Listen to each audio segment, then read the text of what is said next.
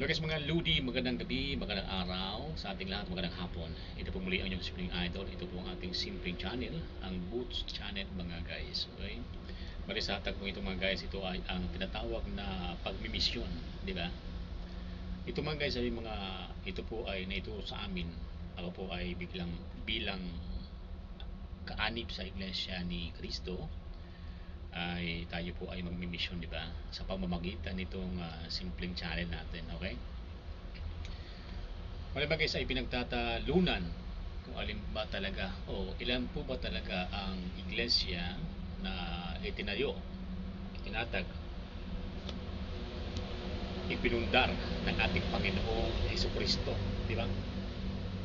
Itinayo niya dito sa mundo ng ating Panginoong Jesucristo. Bati po mga guys, naituro sa amin sa aklat ng Mateo 16 ang talata po 18, di ba? Ang nakatala doon sa talatang yon, ang sabi doon ay kasi ang kausap doon ng Panginoong Jesucristo mga guys, mga apostol, at kanyang kausap ay si Apostol Pedro. Sabi ng Panginoong Jesus,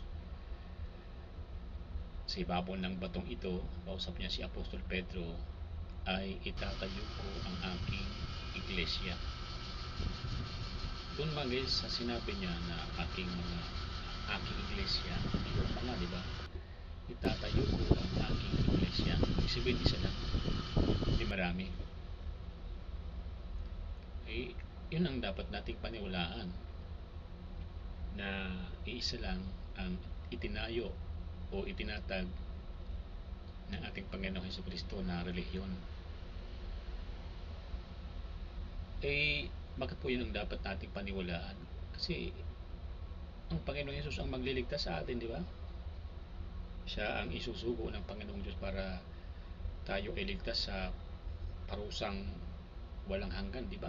Sa araw ng paghukom, sa araw na isusugo ang Panginoong Jesus para kunin yung mga maliligtas, di ba? Kaya ang Panginoong Jesus ang dapat nating paniwalaan, hindi yung kung sino. At ito mga guys ang itinuro sa amin ng aming pong kinikilalang sugo ng ating Panginoong Diyos, ang kapatid na Felix Way Manalo. Matagal na siyang pumanaw. Ito pong itinuro sa amin na ang dapat nating paniwalaan, na ang dapat nating matutuhan, na isa lang ang iglesyang itinayo ng ating Panginoong Jesus. Okay? Yan naman guys ang ating maipapahayag ngayon. At kung kayo po ay may mga katanungan, kayo po ay magtanong doon sa mga malalapit na lokal ng iglesia ni Cristo. Magtanong kayo riyan. Pagka may ministro ay diyan po kayo magtatanong mga guys, kung ilan po ba talaga ang iglesyang itinayo ng ating Panginoong Jesus. Okay? Di ba hindi kayo kumbinsido sa ating pinag-uusapan ngayon? Doon kayo magtanong mga guys. Okay? Ang atin lang ay pagmimisyon mga guys. Okay? Okay guys, hanggang dito naman ang ating kwentuhan. Ito po ang inyong simpleng idol. Ito po ang inyong simpleng channel lang mga guys. Sapagkat tayo ay nasa 11,000 pa lang yung ating subscribers. Okay guys, thank you for watching. Have a nice day. Keep safe mga idol. Lagi po tayo mag-iingat.